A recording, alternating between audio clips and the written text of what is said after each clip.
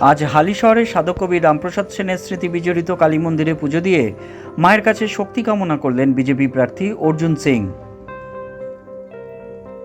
মায়ের কাছে প্রার্থনা করলেন যাতে নির্বাচন সুষ্ঠুভাবে সম্পন্ন হয়। হালিশহরের এই রামপ্রসাদের ভিটেতে ইতিহাস জড়িয়ে আছে।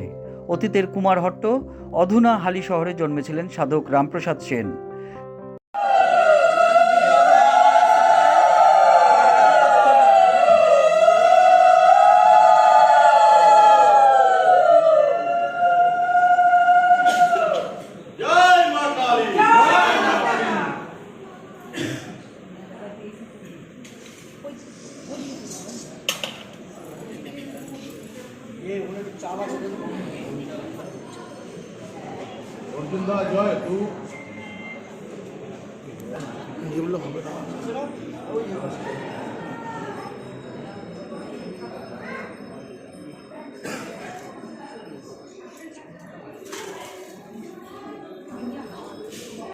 News wave India, Halisahar.